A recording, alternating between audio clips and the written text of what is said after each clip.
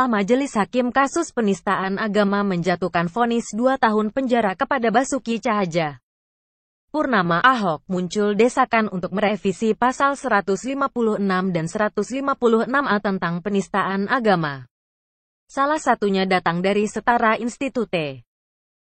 Setara Institut mencatat terdapat 97 kasus hukum atas tuduhan penodaan agama yang terjadi selama periode tahun 1965 sampai tahun 2017.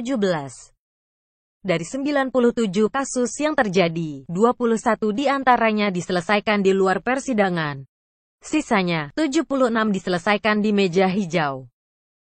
Ada 127 orang yang sudah diadili atau divonis dengan dalih menodai agama. Setara Institut menilai dalil penodaan agama mengandung tingkat subjektivitas dan elastisitas yang sangat tinggi. Karenanya bertentangan dengan asas legalitas dalam konstruksi hukum positif. Sialnya pasal ini sudah digunakan untuk menghakimi yang di level atas, kata peneliti Setara Institut Halili di Bilangan Kebayoran Baru, Jakarta Selatan, Kamis, 11/5 lalu. Menurutnya, bila DPR tidak mau mencabut UU tersebut maka pemerintah harus mengambil peran besar untuk mengkaji ulang pasal ini. Presiden Joko Widodo, Jaksa Agung, Ketua MA harus duduk bersama dengan menggunakan perspektif yang sama bahwa ini persoalan besar. Tujuannya agar tidak ada lagi korban dengan dalih penodaan agama. Wakil Ketua DPR Fachri Hamzah pun angkat bicara.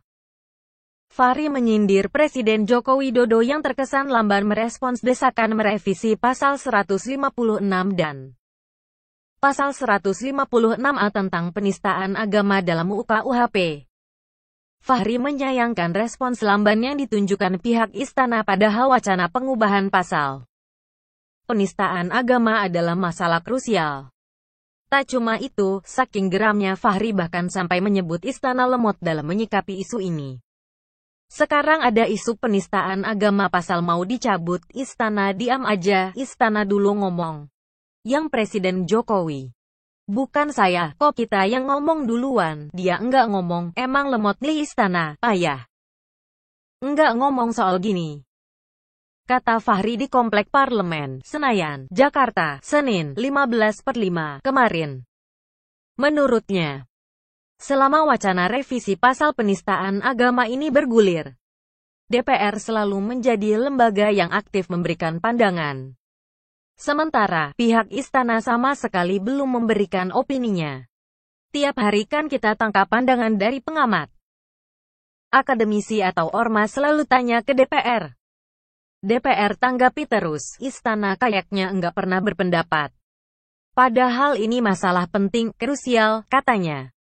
Fachri lantas membandingkan respons pemerintah Indonesia dengan pemerintah Amerika Serikat dalam menanggapi segala isu yang berkembang.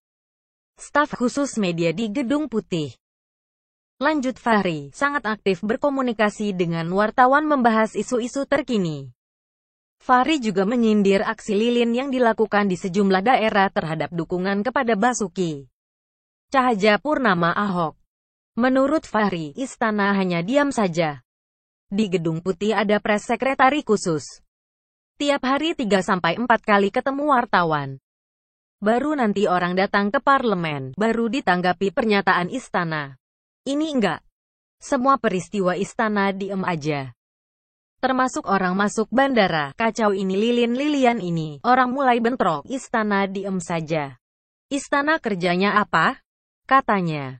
Sementara itu di lokasi berbeda, Menteri Agama Lukman Hakim Saifuddin menegaskan Undang-Undang Nomor 1 PNPS 1965 tentang penodaan agama dan Pasal 156A dalam KUHP masih dibutuhkan di tanah air.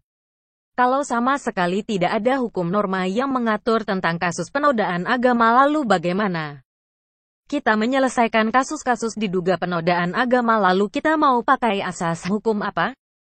Kata Lukman usai memberikan kuliah umum terkait deradikalisasi agama di kampus sebagai komitmen konsensus bernegara di Asrama Haji, Palu, Sulawesi Tengah, kemarin. Menurut Lukman, Yang menjadi persoalan selama ini bukan terletak pada UU penodaan agama melainkan pada putusan dari pengadilan. Karena itu, yang harus dibenahi adalah pengambilan keputusan pengadilan bukan undang-undangnya. Saya merasa perlu hati-hati betul menghilangkan UU dan pasal-pasal yang terkait penodaan agama. Katanya Merdeka.com. Jadi bagaimana menurut Anda?